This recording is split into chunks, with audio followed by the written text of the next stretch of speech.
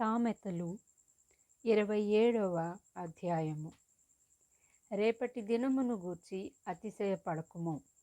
ఏ దినమున ఏది సంభవించునో అదే నీకు తెలియదు. నీ నోరు కాదు అన్యుడే, నీ పెదవులు కాదు పరులే నిన్ను పొగడదగును.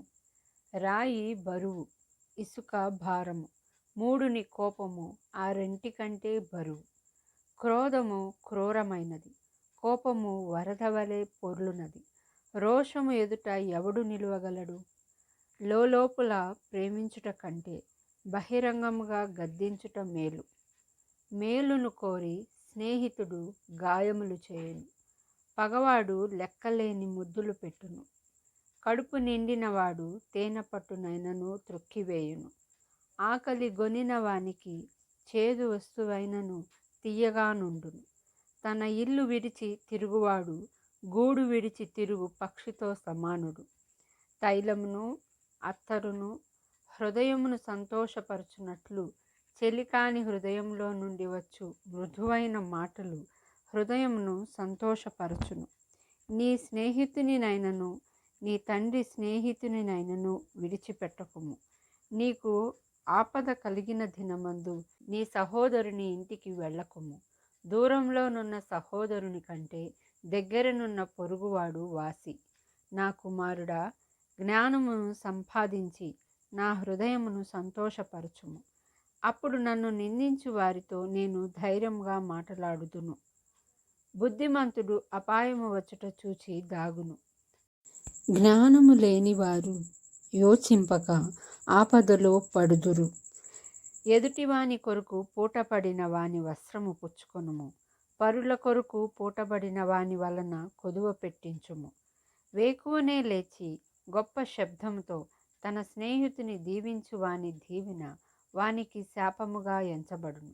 ముసురు దినమున ఎడతెగక కారు నీళ్లును గయ్యాళి అయిన భార్యయు సమానము.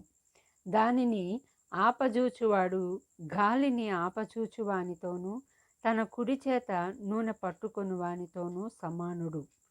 ఇనుము చేత ఇనుము పదునగును, అట్లు ఒకడు తన చెలికానికి వివేకము పుట్టించును. అంజూరపు చెట్టును పెంచువాడు దాని ఫలము తినును, తన యజమానుని మన్నించువాడు ఘనత నొందును.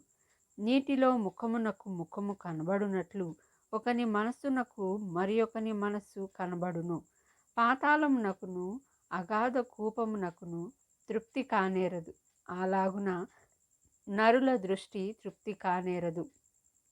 మోస చేత వెండిని, కొలిమి చేత బంగారును, తాను పొందిన కీర్తి చేత నరుని పరిశోధింపవచ్చును. మూడుని రోటిలోని గోధుమలలో వేసి రోకట దంచినను వాని మూడత వాని వదిలిపోదు. నీ పశువుల స్థితి జాగ్రత్తగా తెలుసుకొనుము. నీ మందలయందు మనస్సు ఉంచుము. ధనము శాశ్వతము కాదు, కిరీటము తరతరములు ఉండునా?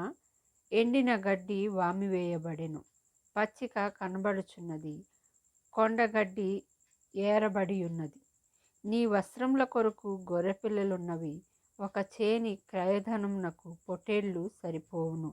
నీ ఆహారమునకు, నీ ఇంటివారి ఆహారమునకు, నీ పనికత్తెల జీవనమునకు మేకపాలు సమృద్ధి అగును.